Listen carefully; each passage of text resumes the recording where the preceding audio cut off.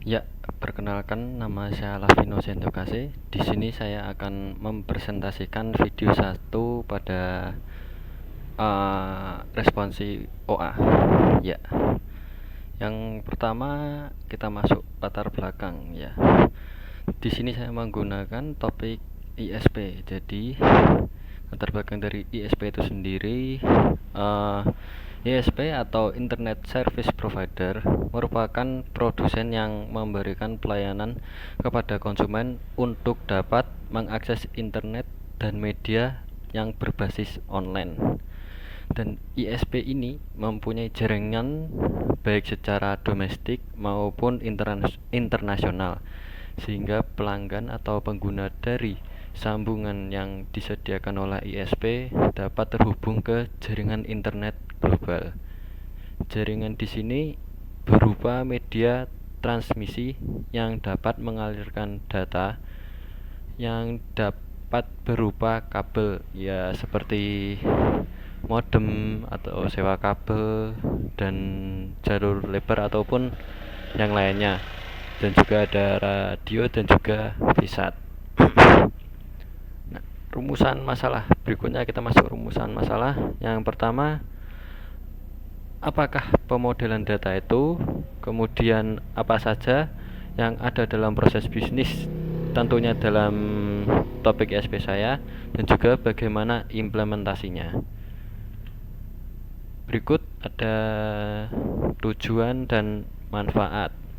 Tujuan dan manfaat ini yang pertama, meningkatkan pemikiran kritis mahasiswa dalam melakukan pemodelan data dan implementasinya. Yang kedua, mengerti akan proses bisnis yang berjalan di topik ini tentunya, dan juga mengerti dan dapat menyelesaikan tugas akhir OA ini. Ya, selanjutnya overview. Ya, saya di overview sini mengambil dari perusahaan Bisnet, salah satu provider internet terbesar yang ada di Indonesia saat ini. Ya, Bisnet Network merupakan perusahaan yang fokus di bidang telekomunikasi dan multimedia, yang memiliki komitmen untuk membangun infrastruktur modern dengan tujuan mengurangi kesenjangan digital Indonesia dengan negara berkembang lainnya. Bisnet memiliki dan mengoperasikan jaringan fiber optik tercanggih dan data center terbesar di Indonesia. PT Surya Primatama Nusantara Bisnet Network itu operator telekomunikasi fixed line dan operator multimedia di Indonesia yang memberikan layanan jaringan network, layanan internet, pusat data, layanan hosting, cloud computing, dan layanan TV berbayar. Bisnet Network didirikan pada tahun 2000 sebagai ISP atau Internet Service Provider dan berfokus kepada corporate atau bisnis market. Bisnet memiliki dan mengoperasikan jaringan serat optik mutakhir yang tadi telah saya jelaskan dengan pusat data terbesar di Indonesia, dan telah menyediakan layanan premium dengan performa jaringan yang cepat dan handal. Selanjutnya ada visi. Ya, visi dari Bisnet Network ini ya hanya ini saja, yaitu Indonesia di mana setiap individu dan bisnis dapat terhubung dengan lancar untuk menggapai potensi mereka secara individu dan kolektif. Jadi di seluruh masyarakat Indonesia tuh mereka bisa terhubung dengan semua jaringan internet, tentunya untuk bisnis perusahaan ini tentunya. Dan berikutnya ada misi. Ya, misinya hanya ini saja, yaitu menjadi perusahaan solusi jaringan dan multimedia melalui komitmen kami untuk inovasi kelas dunia, infrastruktur dan jasa. Ya, tentunya misi ini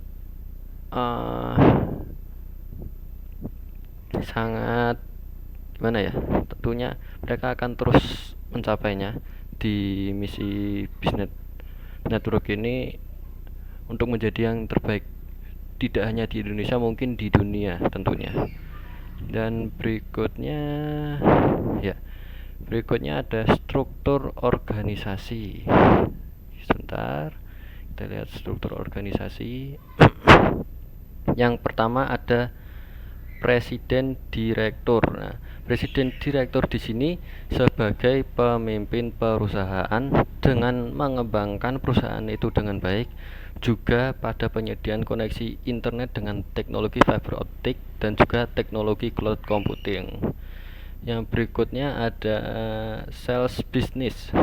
Sales business di sini bertanggung jawab di bidang sales perusahaan bisnet yang menjadi kunci utama di perusahaan perkembangan bisnet ini. Yang ketiga ada network yang bertanggung jawab untuk mengembangkan sistem infrastruktur jaringan secara global dan memastikan performa jaringan selalu maksimal. Berikutnya ada project. Nah, project di sini bertanggung jawab untuk seluruh pembangunan jaringan bisnet perusahaan ini. Kemudian ada sales regional lah. Sales regional di sini bertanggung jawab untuk seluruh kegiatan sales dan marketing di seluruh kantor cabang yang berada di luar Jakarta. Jadi yang di luar Jakarta, sales regional yang mengurusnya.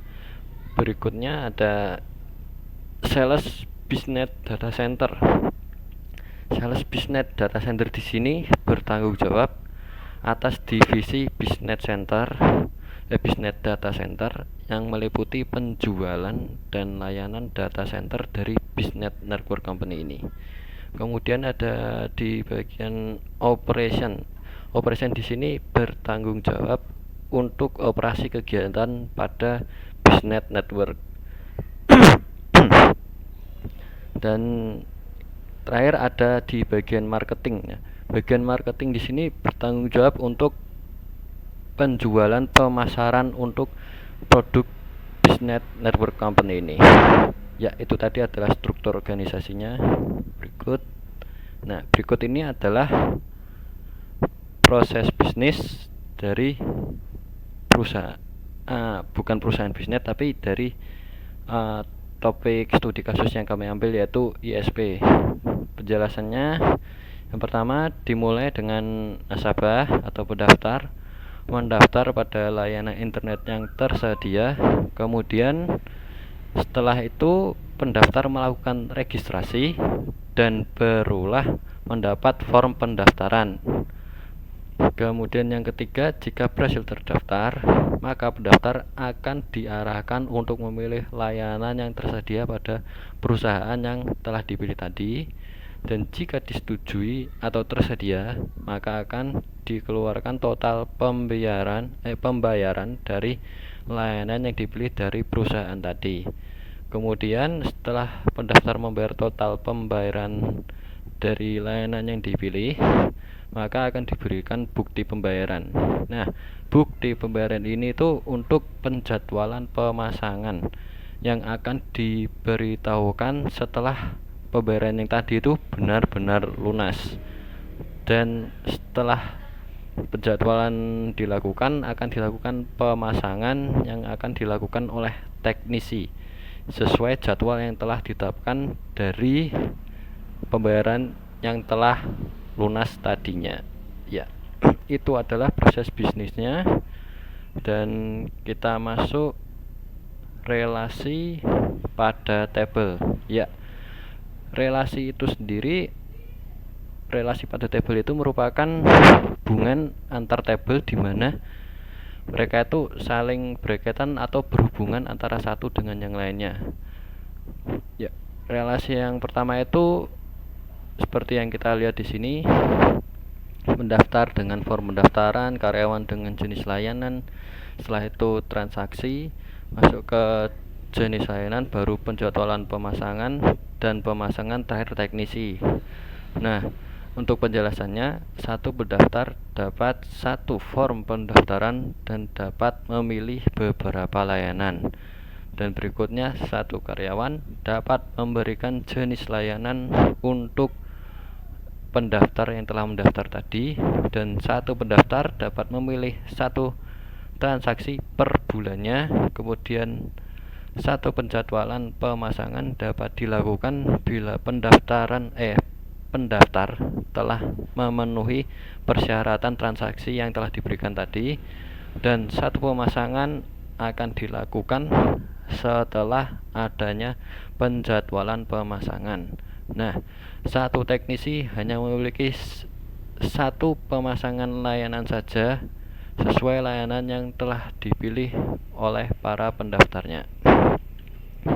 Nah, untuk di bagian ini, apakah kelompok saya anggotanya berkontribusi atau tidak? Ya, saya sebagai ketua di sini mengurus di bagian user, privilege, role, trigger, dan backup. Untuk moving data, datanya anggota kelompok saya yang membuatnya. Yang lain saya sengaja buat sendiri untuk user, privilege, role, flashback, trigger, dan backup. Ya, sepertinya itu saja yang dapat saya sampaikan di presentasi video 1 untuk responsi OA ini. Terima kasih.